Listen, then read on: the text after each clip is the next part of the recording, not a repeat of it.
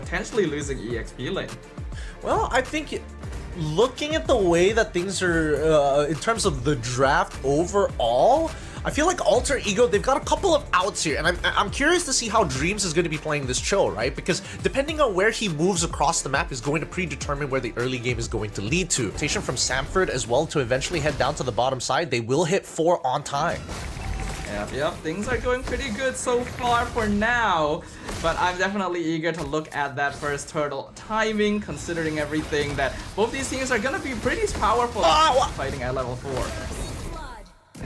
Unfortunate direction of where he's throwing out the fans, but now this should be a free turtle for the side of Team Liquid PH here. Again, tempo, so important for this. All 5 members are here. Karltzy gets it quite easily. Unfortunately, Dreams can't really provide too much outside of vision. Gebe tries to steal some farm. Not quite able to get it, and now he's being chased apart. Sphere of Alpha defensively. Groundale is here. Raging Sandstorm connects with the flicker. JP sets it up. Stolen Feathered Airstrike, dropping Sanford real low, but Infernal Pursuit keeping him alive. Dreams actually having the dive away as well, but Sanji going to be traded away with the Zaman Force. Highs coming in for backup. Gonna be able to trade 2 back for Alter Ego. Oh, it's gonna be tough, and now with that 2-back trade, they're looking for the tier 1s as soon as possible. Is Alter Ego gonna take that space here for Sandstorm God? Not even gonna do anything about it. They find another kill this time around. Alter Ego taking full advantage. Timing for Alter Ego to play around. Their composition is quite strong in the mid game.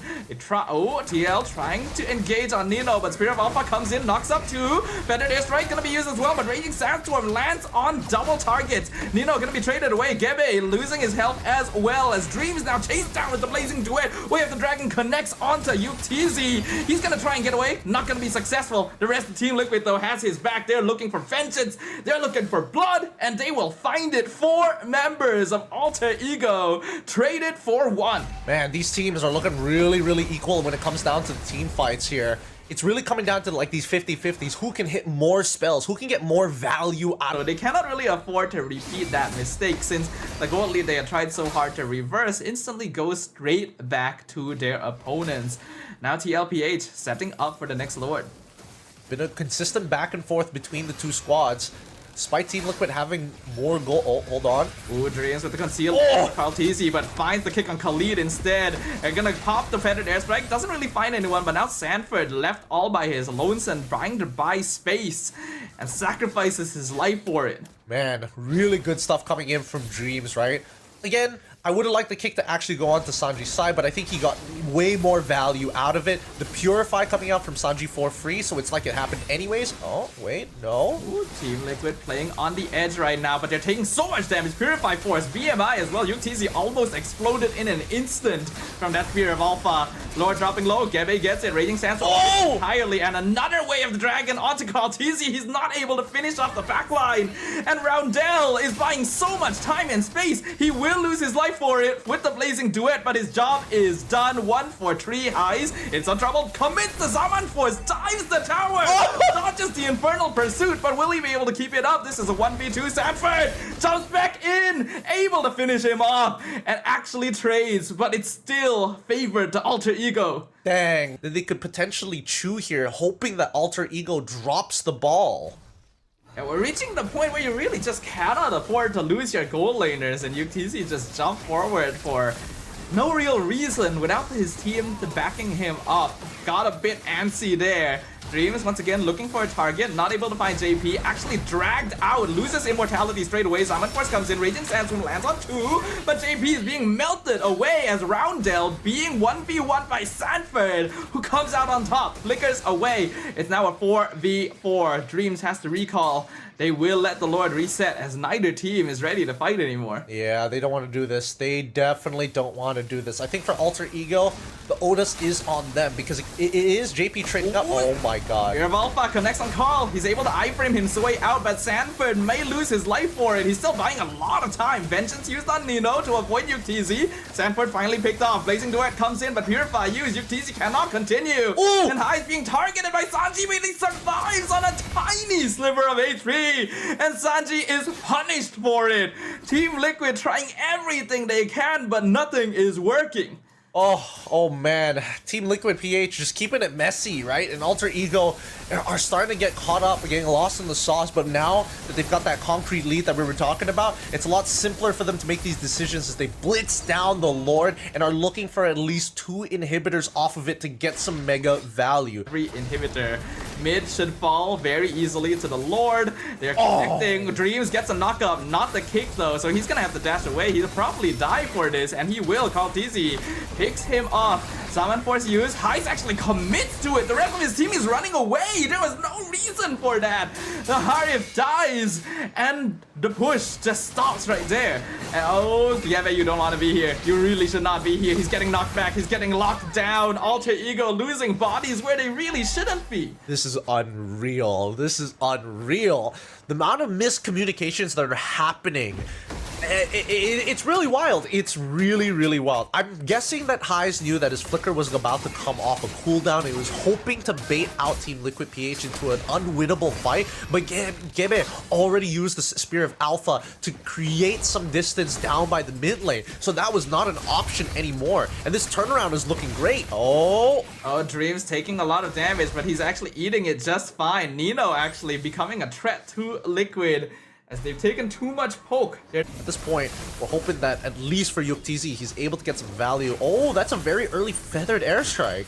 Yeah, Sanji tried to burst Roundel, but was unsuccessful. Shaman Force comes out, and he's gone! He's just melted away! Blazing Duet comes out, but Dream's still alive! Doesn't even pop Immortality! The rest of TLPH having to expend Flicker to get away. Backline focused by Kaltizi, but he loses his life instead. A nice dodge from Hyde, but not quite enough as JP flickers in with the Raging Sandstorm to trade for him. It is 3-4-2 in favor of Liquid, and the Lord is still pushing down mid lane. Can Yuktizi and Sanford hold this? Might be a little hard. I think Sanford can buy some time, but I don't think Yuktizi can get into this. Yeah, he's in trouble. Pair of Alpha connects. Yuktizi doesn't have Purify, but he can BMI out. Lord on top of the crystal, and they're just gonna target it. Alter Ego wants the win, and they will get it.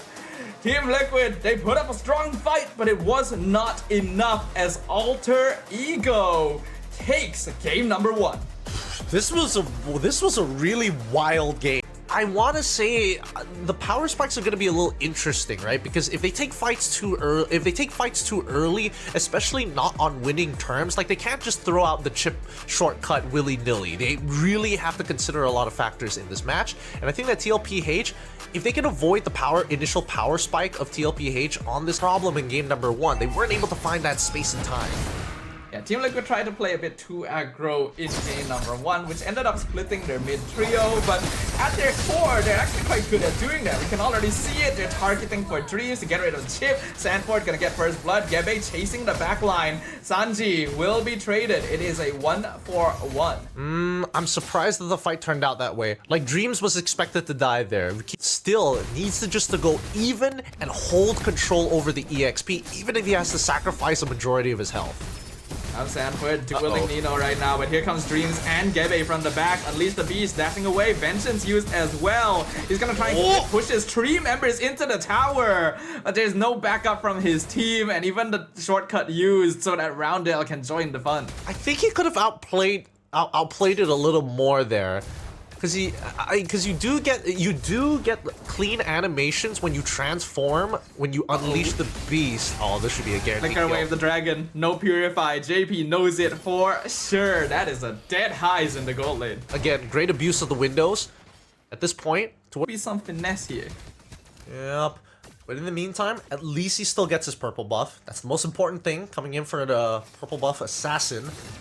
Even so, I think after that, Flicker Wave the Dragon onto Nino, but I think he was trying to bait that, though he still ends up eating it. Shortcut comes out, here comes Gebe, JP dropped very low with the Zaman Fort. Yuktizi flickers away, the Shockwave connects, picks off Sanji, killing spree for the Suyo, but JP and Yuktizi are both so low, they're able to walk away. Now Kaltizi and Sanford double teaming Gebe, but this Suyo does a lot of damage actually, and Sanford having to run away. Somehow, despite everything, only 1 death. on Sanji and Nino. Yeah, right now Sanford doesn't have a lot of damage. Keep in mind that yes, when you transform, that's when you're expected to have that damage, but he didn't go for War Axe, right? He did go for the Thunder Belt. So the initial burst will look good, but after that, it's gonna take some time. Oh, Conceal being called. For the side of TLPH, are they looking for Gebe at this point? I mean, JP's gonna try for it and sees highs. This might be a mistake. Force JP too far out, punished for it.